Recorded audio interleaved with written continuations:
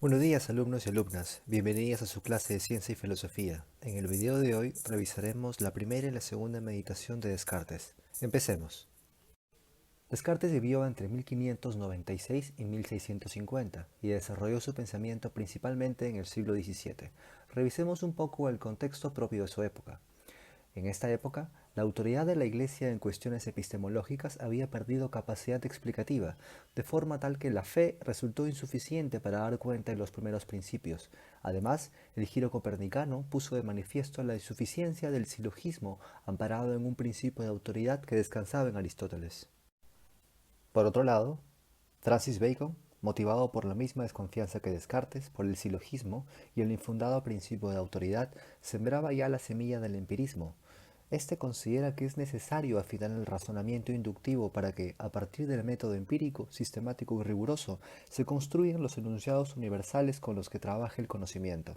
Además, el escepticismo amenazaba los fundamentos del conocimiento y la existencia misma de Dios. Por ello, Descartes consideró que a través del método correcto podíamos superar los problemas filosóficos en los que se había sumido la tradición. Dicho método debía seguir un lineamiento similar al de las matemáticas, en virtud de su claridad. El método consiste en partir de una verdad clara y distinta, y mediante el análisis disgregarla en los elementos mínimos que se desprenden de ella.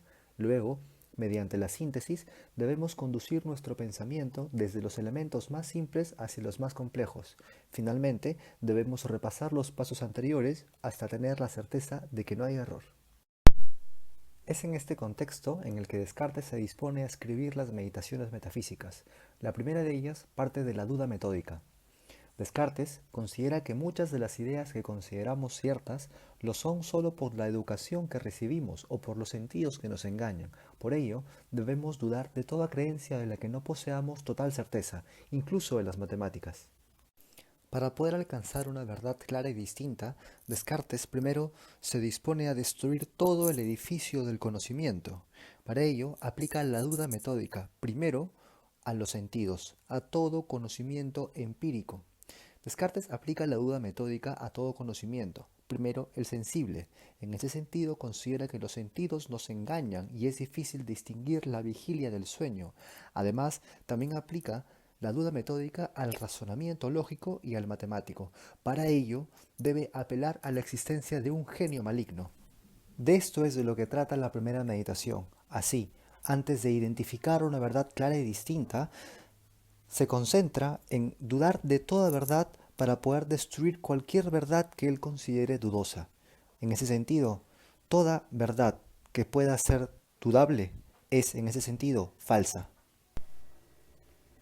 En la segunda meditación, Descartes alcanza la verdad clara y distinta, el cogito ergo sum, pienso, luego existo.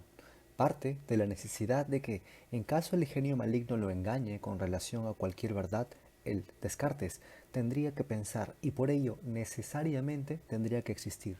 En otras palabras, no puede darse que siendo engañado no exista.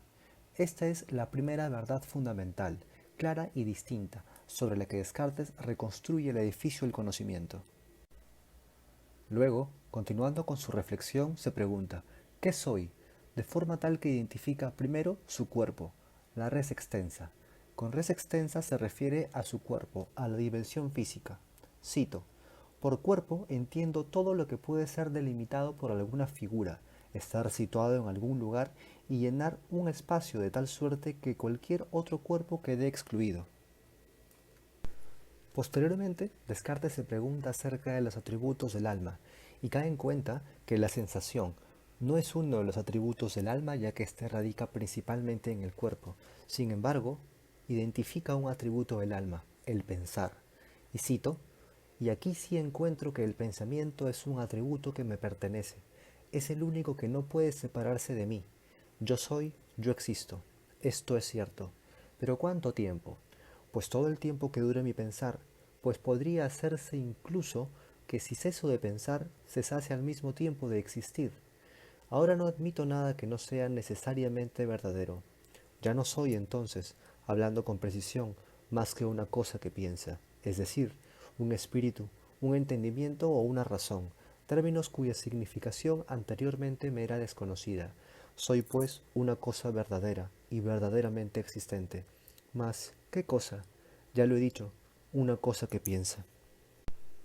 Descartes continúa con su reflexión y profundiza en la respuesta a la pregunta ¿qué soy entonces? Cito, soy una cosa que piensa. ¿Qué es una cosa que piensa? Pues una cosa que duda, que conoce, que afirma, que niega, que quiere, que no quiere, que imagina también y que siente. Así, Descartes identifica que toda sensación se proyecta en la imaginación, como el lienzo en el que se operan todos los elementos sensibles. Sin embargo, ¿soy mi imaginación? Mi imaginación, o lo que soy, es algo que depende de la sensación externa, puesto que, como ya dijimos, todo lo sensible y con ello todo lo que imagino podría ser parte de un error inducido por los sentidos o por el genio maligno. Así alcanzamos el pasaje del pedazo de cera. Cito, tomemos por ejemplo este trozo de cera que acaba de ser sacado de la colmena. Todavía no ha perdido la dulzura de la miel que contenía, todavía conserva algo del olor de las flores de las que ha sido recogido.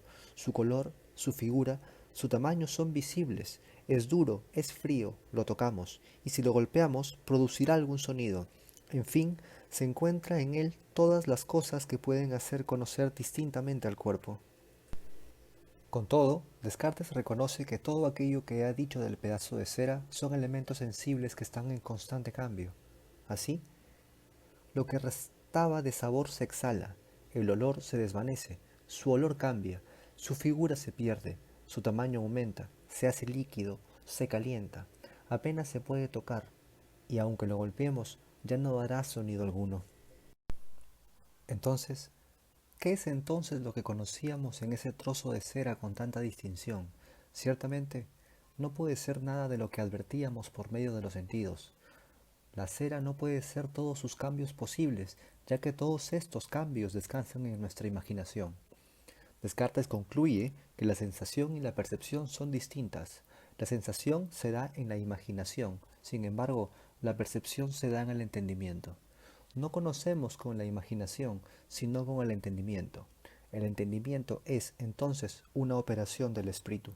Cito, pero lo que se trata de hacer notar aquí es que su percepción, o bien la acción por la cual la distinguimos, no es una visión o un tacto, ni una imaginación, y no lo ha sido nunca aunque antes así me lo pareciese, sino sólo una inspección del espíritu, la cual puede ser imperfecta y confusa como era antes, o clara y distinta como es ahora, según mi atención se centre más o menos en las cosas que están en ella y de las que está compuesta. Para terminar la segunda meditación, Descartes fundamenta la posibilidad del conocimiento en el sujeto pensante. El conocimiento no radica en los objetos sensibles, ni en nuestros sentidos, ni siquiera en nuestra imaginación, sino en nuestra capacidad de juicio que descansa en nuestro entendimiento. Para concluir, Descartes afirma que nuestro espíritu es lo más fácil de conocer, ya que, así nos equivoquemos en el contenido de un juicio, necesariamente este juicio se da en nuestro espíritu. Así, todo conocimiento descansa en el sujeto pensante. Cito, pues, ya que ahora conozco una cosa, a saber, que no concebimos propiamente los cuerpos más que por el entendimiento que hay en nosotros y no por la imaginación o los sentidos, y que no lo conocemos por lo que vemos o tocamos, sino sólo por lo que concebimos a través del pensamiento. Conozco evidentemente que nada me es más fácil de conocer que mi propio espíritu. Ya para concluir, les dejo algunas preguntas acerca del problema entre la mente y el cuerpo. Si la mente y el cuerpo son dos sustancias diferentes, ¿cómo es que se relacionan? ¿Cómo la mente, aquello no físico, interactúa con el cuerpo, aquello que sí es físico? ¿Y cómo funciona el conocimiento? ¿Qué es aquello que conocemos? Bueno, alumnos y alumnas, este video ha llegado a su fin. Esperamos que les haya gustado y les haya parecido informativo. Con nosotros será hasta la próxima. Chau, chau.